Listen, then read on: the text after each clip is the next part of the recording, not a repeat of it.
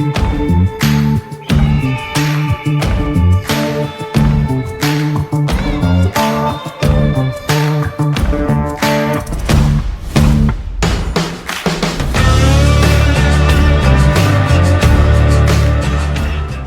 said before, as we keep growing, I might need additional people to help me sell. Well, first off, what if now you have his voice?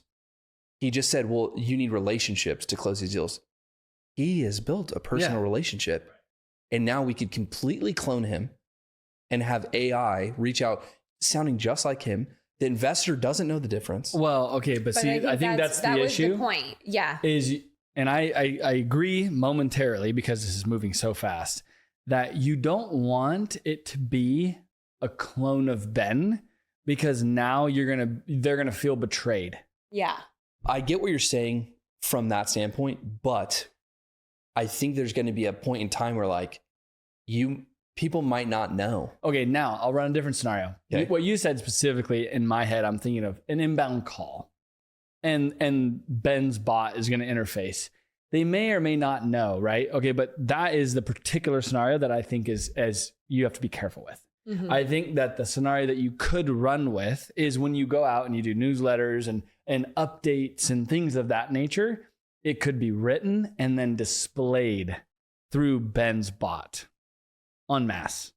But it's not, you're not tricking anybody. Like even if they might think it's him, there's no like trust breakdown, because it's just a newsletter or it's a new update. It's a, hey guys, this is Ben Schuster. I'm calling and I'm going to give you an update. And it's a voice recording left as a blast message, something of that nature. You're not breaking any confidence or relationship lines. Okay, let me give you another pathway on this whole thing.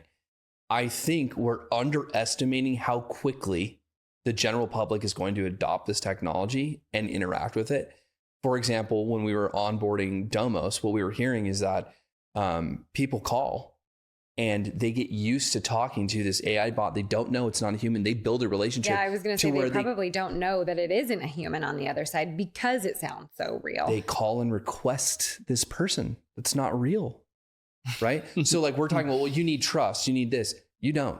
I don't think in very long. Oh, okay. So I agree. You think it's going to... I think it's the switcheroo is what I'm getting hung up on, is the switcheroo. Now, okay, but I think that you don't need Ben to clone. You don't need to clone him.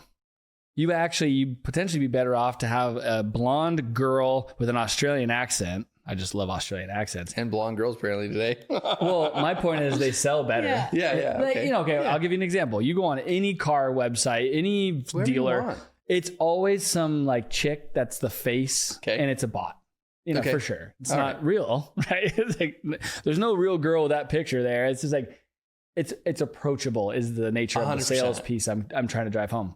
Now, it's really interesting because I think in a financial realm, I'm just going to pivot here, that a male character should be. I just think that it's always like the men want to talk to the men in like the like a financial decision. Now, but this salesperson, I'm still rolling it up to Ben being the closer in theory. And they give the information. And what you're saying is they could close.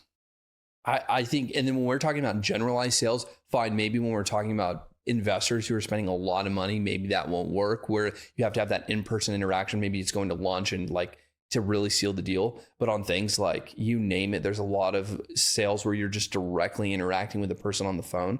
Like any type of e-commerce business where you want to call and ask questions about product, definitely is going to be an AI bot. Mm-hmm. And I think that they're going to close all the time. The other thing is when we're talking cold calls, think about how many calls a VA can make a day.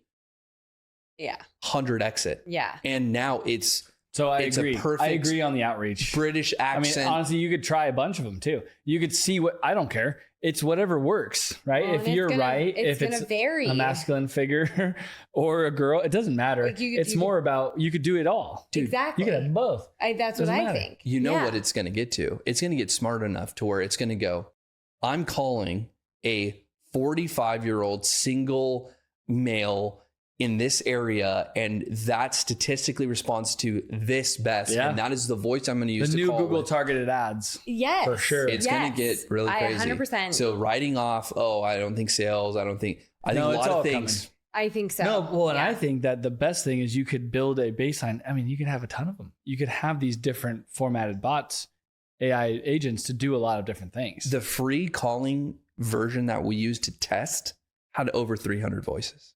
And each voice was manipulatable. You can make the speed up, take it down. You can change it. So, and that was on the free version.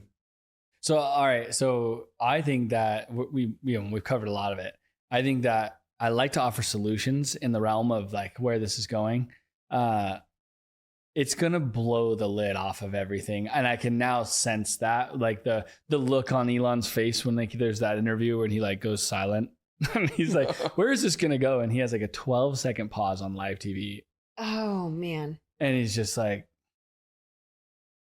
I don't know, but it's hard for me to think it through because a lot of it ends up like disheartening or like it demotivates him to proceed with his future based on the fact that when he thinks it through, it's going to be that challenging Powerful. for people. Yeah. So I think, then there's like a flood of people that I feel like this younger generation, most of them would rather work on computers and in tech and that kind of thing. I think that's the wrong way.